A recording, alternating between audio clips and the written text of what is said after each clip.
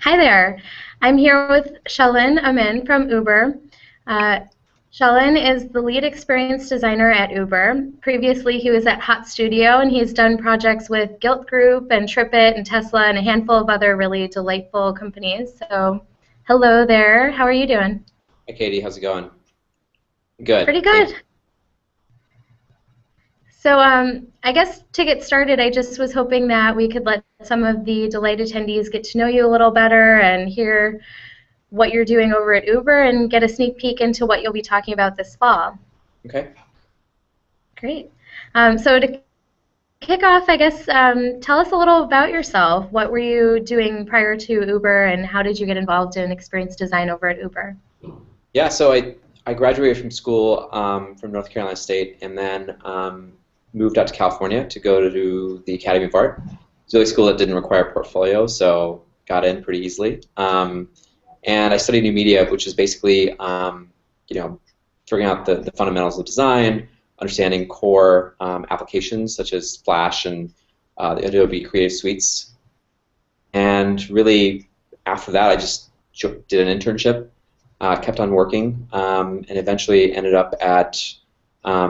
I was mainly working as a consultant the whole time, but really ended up at Hot Studio and stayed there for about 4 years until I moved to New York to help them expand their New York office. And that's where I got a chance to work with great companies like Gilt Group and Hearst Publications. So did that for a while, got really tired and bored of working on projects that you would meticulously spend hours and hours on, and then only to see it launch in the real world is something different. And so decided to kind of build my own products, and I decided to build a startup based around, surprise, photo sharing stuff, and got pretty far, launched the product in the App Store, and I really had a great time building a product, but I tried to raise funding and just couldn't figure out how to do that. So I looked into 500 startups and Designer Fund, and really really tried to raise funding that way through different channels and different avenues, but nobody would give me funding because I hadn't built anything from beginning to end. So that's how I kind of ended up at Uber. Great. And so, what is your team like now over there? The team is around 30 plus designers, comprised of visual designers, user experience, IA, mobile focused researchers, and really just building a craft around, or a discipline around, a variety of folks that specialize in things but are also generalists. What we like to kind of call, what people have called like experience or product designers, or these unicorns. Yeah, so we have a bunch of folks that are just really focused on one thing, but we're continuously learning about other skill sets just through building products. Sure.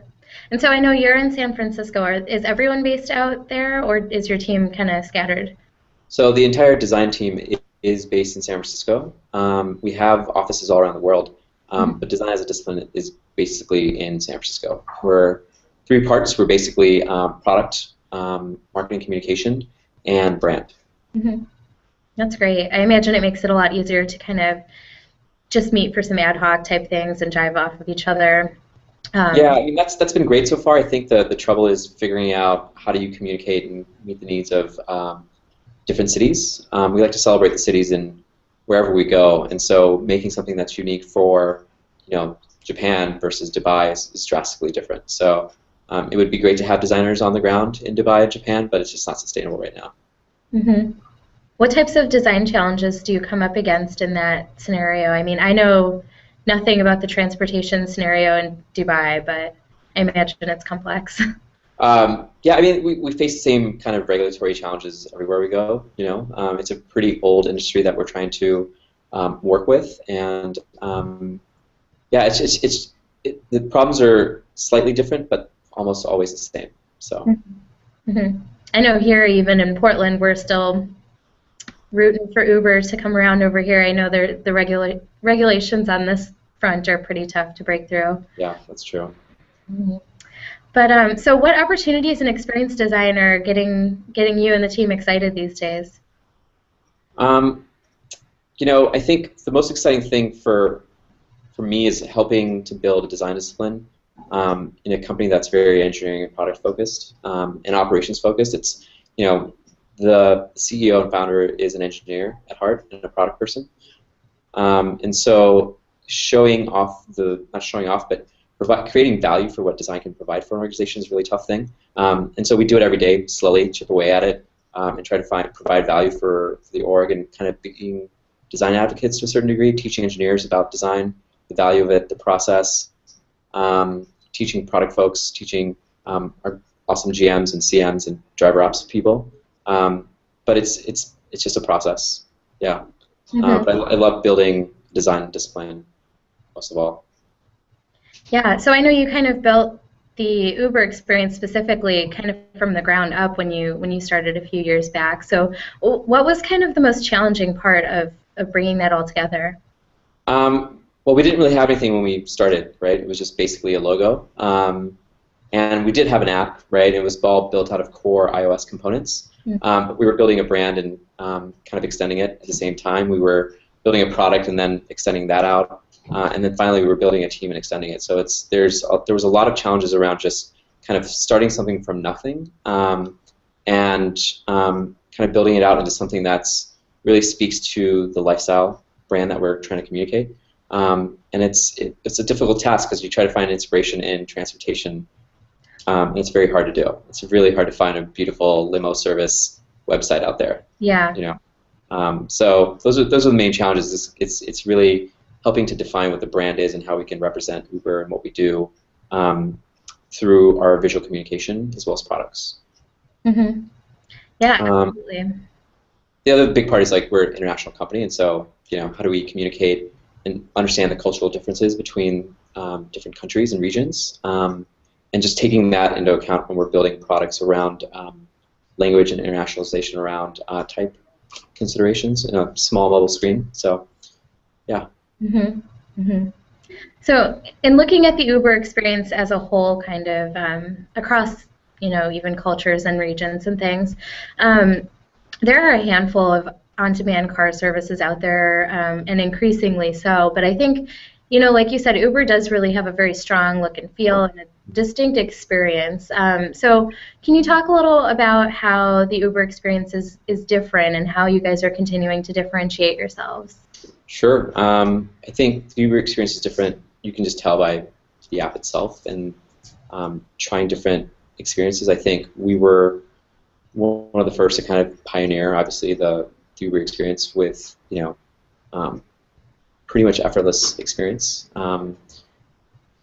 We focus on every part of the journey. Really, we think about considerations for a user from when they open up the app to when they're in the car and when they're on the trip. What are the motivations and what are the behaviors that they're really engaging in, and try to craft features or experiences or stories around that to really help expand the experience.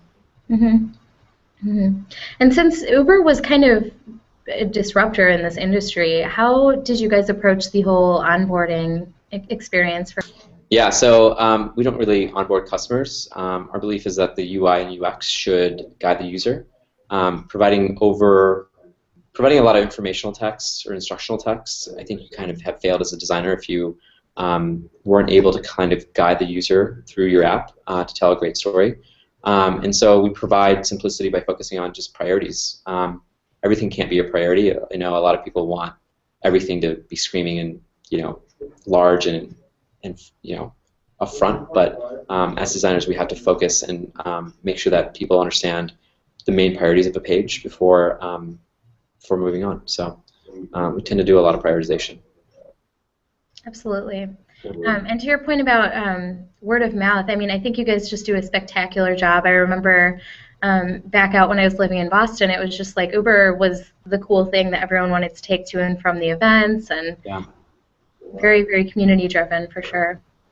Yeah, I mean, we've never really focused in our first years. Well, first years when I was there, or here at Uber, we just never really focused on any marketing. Just didn't need to, right? The experience is so solid that people would just love to share it with their friends. Mm-hmm. And there were built-in perks, obviously, give 10, get 10, essentially. Mm-hmm.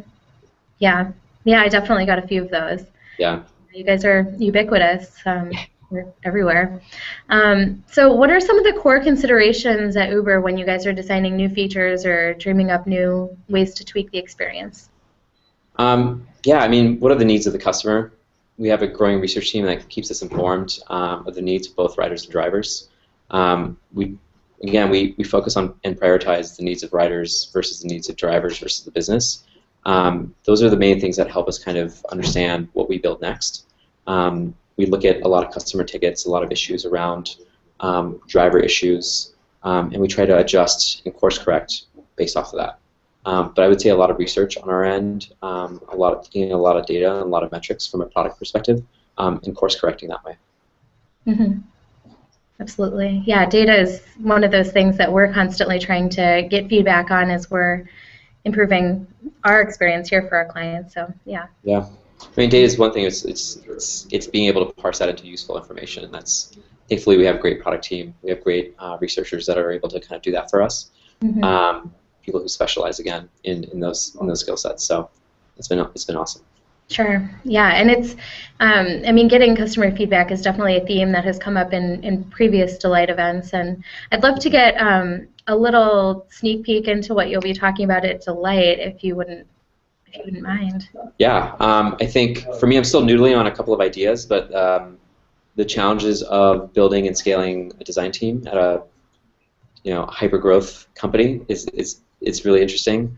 I really want people to walk away from the conversation or the talk with something that they can use in their day-to-day life. I think a lot of conferences have a lot of people talk about process, and for me, when I've gone to conferences, I just haven't been able to kind of use those things tangibly. And so I think one of my biggest passions is growing a design team, and I'd love to talk about my failures around that and my successes. And as design plays a larger role in building products, I think a lot more people are going to be going through those same kind of pain points. And so really sharing with the community around my pain points in growing from 2 designers to almost over 30.